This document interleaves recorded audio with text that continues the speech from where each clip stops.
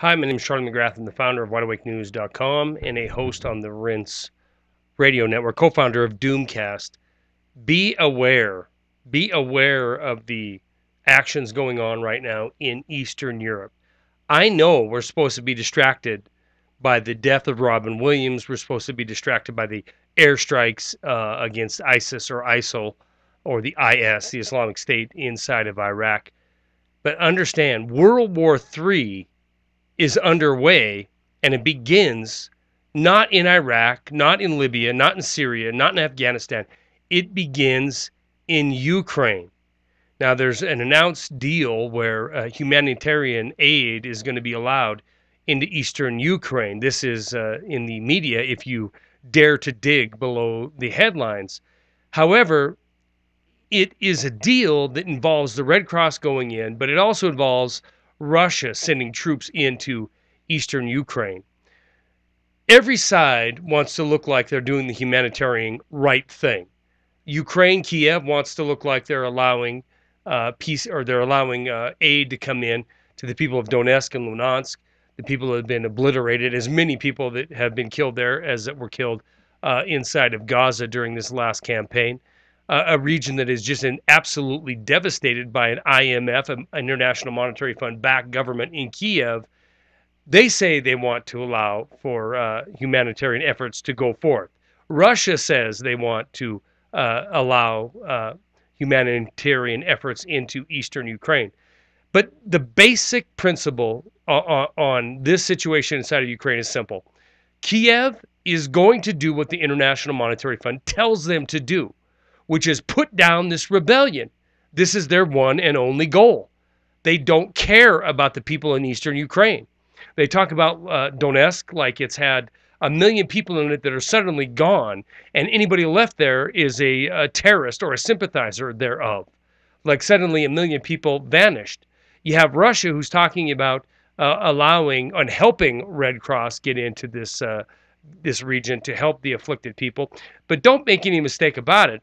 Russia has every interest in making sure that the rebels are not defeated and that NATO and the International Monetary Fund and Western banking interests are not allowed to completely and utterly control Ukraine. This is the start of World War III.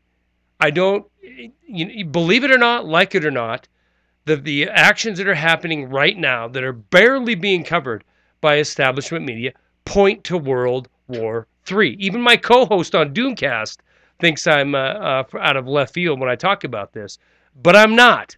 This region of the world, it's happened time and time again, and it's looking like, for all the world, we are heading into a situation where the former USSR, Putin and Russia, is standing up to the West and saying, this is his red line, and you're not going to pass it. The West is saying, regardless of what hell is wrought, we will support the Poroshenko, the Western-backed government in Ukraine, and we will do everything possible to defeat the rebellion that's going on inside of eastern Ukraine. Let's not forget billions of dollars of international Western banker relief money that is going not to the people of Ukraine, but to the banks that hold the debt of Ukraine is on the line. And they stipulate, they demand that this rebellion is put down. Russia, Putin, has every much an interest in eastern Ukraine as the West. That's why he's mobilized so many troops on the border with Ukraine. It's very interesting to me that former Congressman Ron Paul has come out talking about the West and their lack of proof of the downing of the Malaysian airliner, how the government has basically gone silent on proof of on the so-called proof that the Russian rebels shot this plane down. Isn't it interesting? A government that spies on every leader of the world, a government that can virtually read every email, every text message, listen to every phone call, cellular phone call that happens on this planet, has no more information, no more proof on the downing of this Malaysian airliner other than social media. No other proof other than the scant evidence that they put out so far. Ron Paul believes that their silence, and I believe this as well, that the silence of the U.S. government is because they are hiding something. the events that happened that brought down the Malaysian airliner, regardless of the fact if it was Kiev forces or if it was pro-Russian separatist forces, one thing can be said. If it wasn't for Western involvement in destabilizing this region of the world, that airliner would not have been shot down.